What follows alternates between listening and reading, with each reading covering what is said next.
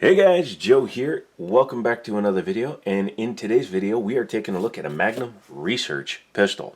So buckle up, it's going to be a really cool one. This is one I've been trying to do for a while, but I've been waiting for my buddy to have one long enough to bring to me so I can film it. If you're new to the channel, give me one of those big old thumbs up. Maybe consider getting subscribed and using my Amazon affiliate links listed in the description. I'll list the stuff I used to make the video as well as some other stuff. Just use it to buy whatever you need to and you'll help the channel grow. Also leave a comment and let me know what your favorite pistol is. This is a 1911 manufactured in Israel by Desert Eagle. And when you hear the word Desert Eagle, most of the time you're going to think of the Desert Eagle 50 AE, and I'll put a picture right here, because that's what Magnum Research is most well known for. Magnum Research is actually based out of Minnesota, where I used to live, actually right down the road from where I used to live. And they make a full lineup of pistols, but some of their pistols don't get the airtime or the acknowledgement they deserve. And yes, it's a big thing of grease because I've been cleaning some pistols today. I wanted to take a look at this one because this is kind of the 2020 version of a para-ordnance in my opinion. What I mean by that is this is a very well optioned pistol in the mid-range for a 1911. What's mid-range for a 1911? Well, unfortunately you're talking about $750, $777. Somewhere in there. Not to be exact or anything. But in the $700 to $800 range is considered mid-range for a 1911. Now that sounds like a lot because it is. So let's go ahead and take it out of the box, set it aside. You sit there, and let's take a look at what you get. You get a very nice case. It has a lip. I'm not 100% if it's airline approved. I will check that and put it up. I don't think it's deep enough to prevent you from getting your hand in there if you wedge the box open, so I doubt it's actually airline approved, but you do get a really nice gun sock. I thought that was kind of funny. You know, for when your gun gets cold in the middle of the night. Let's see, you get a do not attempt to operate the firearm without reading the enclosed instruction manual. That's very important. And because, you know, people, they have to actually tell you that your extra magazine, your gun lock, and your little itty bitty pocket knife are all underneath the foam insert. Yes, this particular one does come with a really big knife. We'll get back to that in a minute. First thing I'm going to do is get the box out of the way, because it's a box. In what is the most popular bundle for the store at, I believe, $775 is what it costs now. You get the Desert Eagle pistol and this really nice, very, very nice one-piece knife. What I mean by one piece is this is all one piece of surgical steel, I believe, made in Israel, and it has nice handles on it. In fact, these are 1911 VZ grips. They actually interchange with the firearm. So you could take these off and put these on. You can also see that the nuts for the grips are darker on this one than they are on the pistol, so you could change out for whichever you like best. That is really awesome. If you go to just buy this knife, it's $120 on Magnum Research's website, and you get a nice Kydex. I almost said holster, but sheath. That's the word, sheath. That's not what you really came here to see. This is what you came here to see. So first thing we'll do is drop the mag out and we will safety check it. Lock it open. Nothing there, nothing there. Finger in, finger in.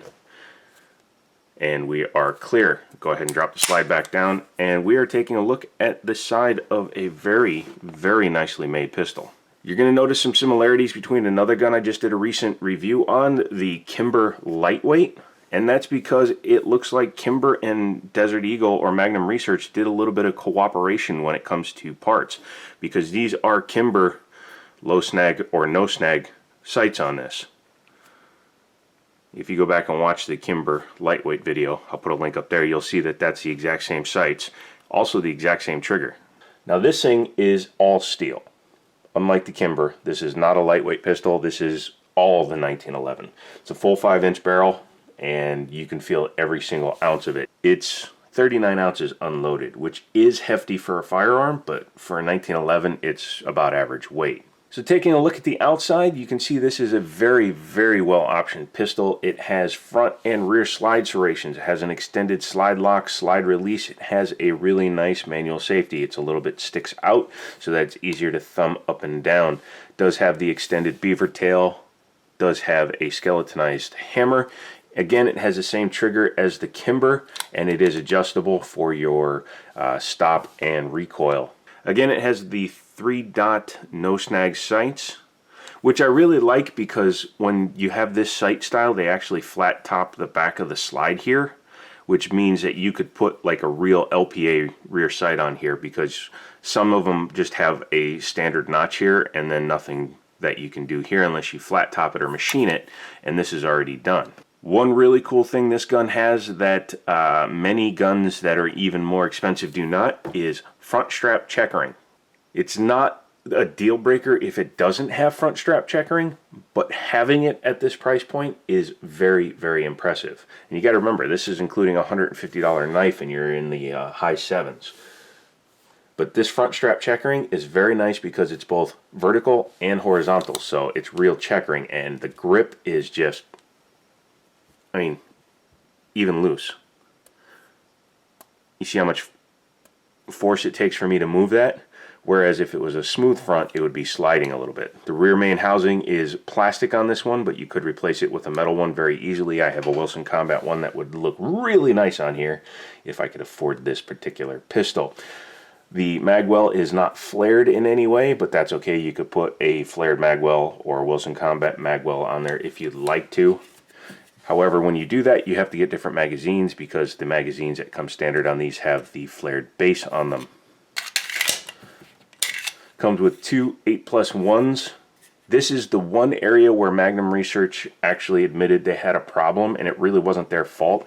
The first run of the guns had the magazines that were split down the back, and they were having a problem where they were actually splitting open, and then they weren't feeding anymore because the follower was moving to the side or the bullet wasn't pointing the right way, and it wouldn't feed into the chamber. So it looks like they've gone with a different manufacturer. Could be Mechgar. Not 100% sure.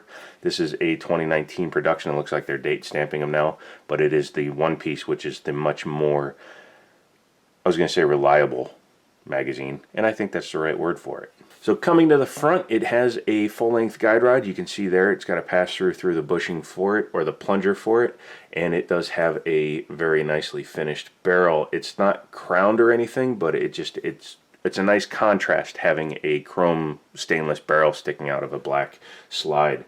It is available in stainless, but it's not as popular. I didn't realize that there was so many people out there that didn't like a stainless 1911. I really like them. That's personal opinion. Leave it down in the comments. Let me know which one you prefer. 1911s are renowned for having one of the best triggers. That has mostly to do with the fact that there is no trigger bar, there's no three-piece mechanism in order to fire it. It's literally a yoke that goes from here straight through, and that's it. You pull it, drops the sear, which lets the hammer go home. This is only with Series 70s internals though. If you have a Series 80 internal, you have a drop safety which has a couple of extra parts, but the trigger is still very nice on them. This one has an extremely light trigger on it. I think it's one of the lightest triggers I've ever felt, so let's go ahead and show you that. Before we do that, let's talk about how a 1911 safety works, because I don't think I ever covered it on this channel, and this is a great time to do it. The external safety on a 1911 can only be engaged when the hammer is cocked.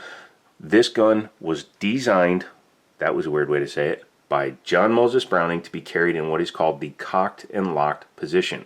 Round in the chamber, hammer back, safety up. That's the way it's designed to be carried. It makes some people feel a little bit uneasy doing that, but this is not the only external safety on this firearm, and that's what makes it a little bit safer to carry. So let's go ahead and drop that safety, and we'll just try to pull the trigger. See, nothing happens even with the safety disengaged because Browning designed an external safety as well. It was a request by the U.S. Army when they were doing the original trials, because the original version of this, I believe in 1907, that was mostly a 1911 design, did not have a grip safety. It actually didn't have any safeties. Some of them even had sight safeties, which were horrendous. We'll talk about that if I ever get my hands on one. But unless you actually have a grip on the firearm, you can't fire the pistol. But now that I have the grip safety engaged, or disengaged technically, I can go ahead and pull the trigger. That is the way a 1911 safety works. It's the way it's designed to work. If you're not comfortable with that, find a different pistol, because this is the fastest way to get this gun into action. Back to the trigger. The trigger on this, as I said, is one of the lightest triggers I've ever felt. Lighter than my Para Ordnances, lighter than the Ruger, lighter obviously than the Rock, and even lighter than a Kimber. I compared it to a really nice Kimber that we had a person trade in, as well as a really, really nice Ruger trigger that I had, and this thing just blows them all away, no pun intended. Probably 3¼ pounds, if that. Watch this. So you can see my finger here, just nothing.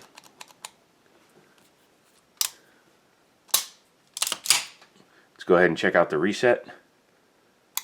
Nice and crisp, comes right back out, and you're already back at the wall, and that is satisfying. Taking a look at the sights, it's a 3-dot setup. If it was me personally, I would probably take a marker and black out those rear sights. It does have some horizontal lines on there which help reduce any kind of glare. But having a 3-dot sight, and you can see it when the camera tries to focus only on the rear sight, is the same problem you might have if you're a novice shooter, and that your eyes are going to want to pick up the closest thing to you that's drawing your attention, which will be the rear sight. However, even with the standard 3-dot sights, I'm pretty damn accurate with the 45. On this side, it does have a flared ejection port, which is just standard now on really good 1911s. It has the cutout for the fingers, which is nice to have if you have smaller hands. That way you're not abrading your hand on a thicker piece of steel. No undercut. There are some out there that have a little bit of an undercut here in the trigger guard, but this one is just your standard A1 style. Again, that front strap checkering makes a really good grip. Let's go ahead and disassemble it. Before we do that, we're going to go ahead and do a full safety check. I like to actually put my finger inside of it to make sure and feel inside the chamber, make sure there is nothing in there. Obviously, I knew it wasn't because I safety checked it at the beginning of the video, but never assume that it's unloaded, even if you're the only one that's been touching the thing. You can look at that live streamer that accidentally fired his Glock on camera after thinking he unloaded it. Don't be that guy. But once you've done that, you can go ahead and leave the hammer back. It tends to help it, especially when they have full-length guide rods and tighter plungers on them. Engage your safety to keep the slide from moving, and come up here to your barrel bushing. You're going to sometimes need a tool. This one's very tight. Or if you have a polymer base pad on your magazine, you can use your magazine. Push the plunger down and slide your bushing over. You'll see it starting to come over. You have to be very careful, especially on these really heavily sprung ones. I have, actually, hold on. Hopefully you can see that there. That circle is from a plunger shooting out of a 1911. I have 4 other spots in my house where that has happened. So when someone tells you to be careful, okay? We'll go ahead and slide the plunger over. Be very careful. You can see how much spring there is. In fact, it's very difficult to push it back down otherwise. Take your plunger out. Always pay attention to which end of the spring is in the plunger. You want the open end in the plunger, the flat end on the guide rod. This just makes sure it seats correctly. Once you've done that, you can go ahead and disengage your safety. Bring your slide back to your disassembly notch, which is the back notch here, and you can work your slide lock out.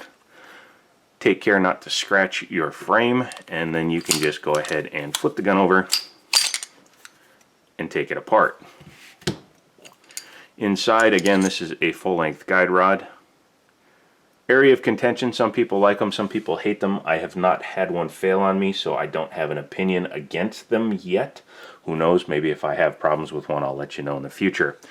Once you've taken the guide rod out, you can take the barrel bushing out, and then you can drop your link to the forward position, disengage the lugs, and slide your barrel out. And now you're field stripped. Yay! Let's go ahead and take a look at the slide real quick. Absolutely bog standard 1911 dimensions. Nothing fancy done to it. It's not flat topped. It doesn't have any of the serrations that you sometimes see to help reduce glare. This is just a A1 style slide with a cutout for the rear sight and a blade style front sight.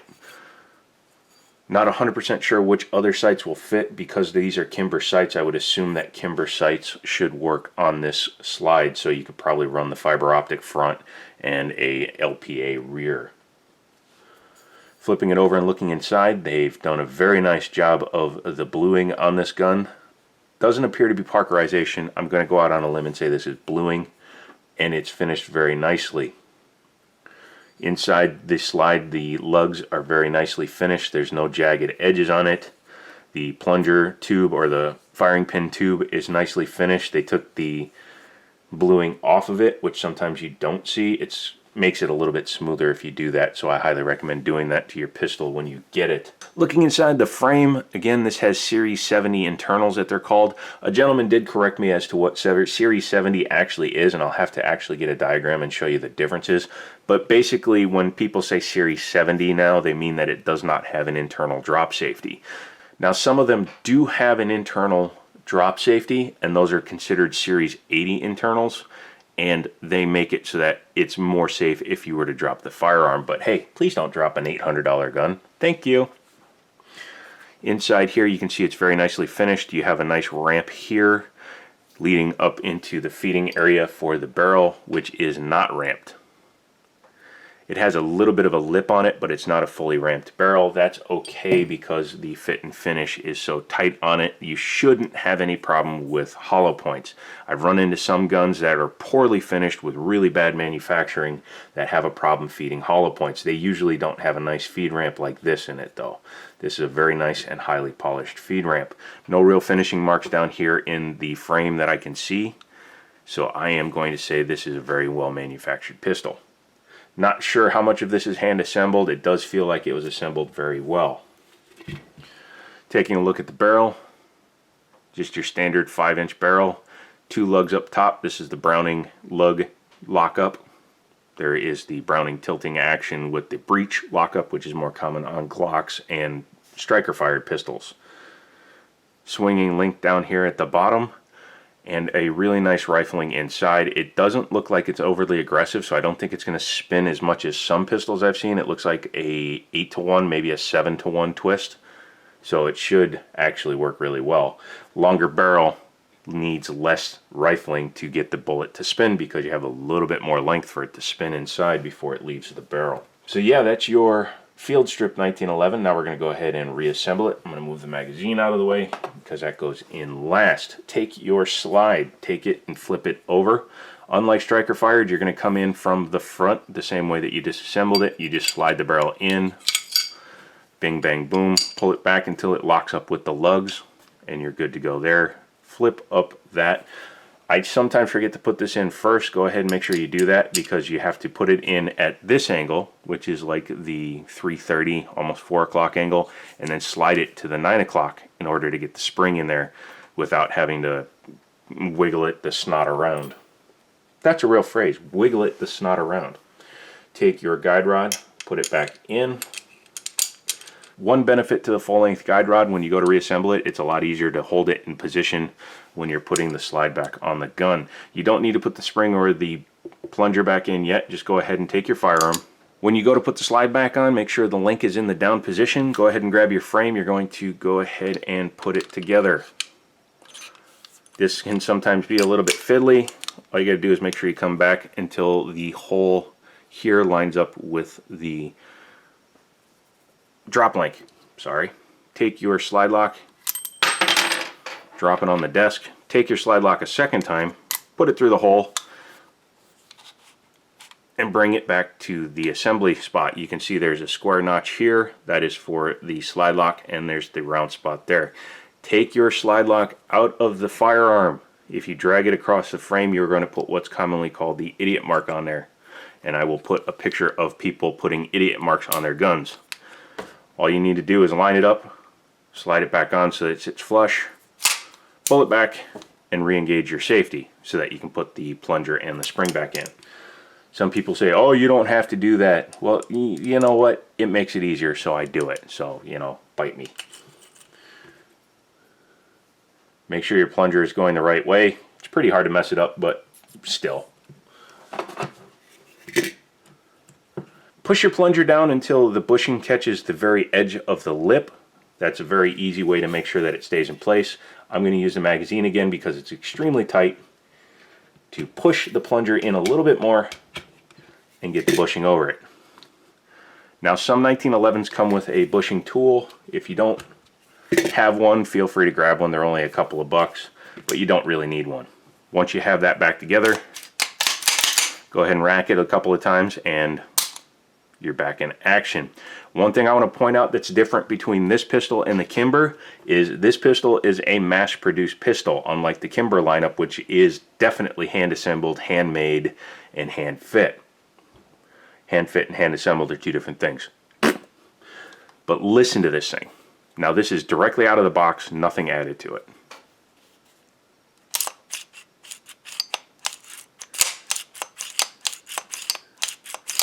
You hear how smooth that is? This pistol, little bit of extra oil on there, you're ready to go. You don't have to do a thing to it.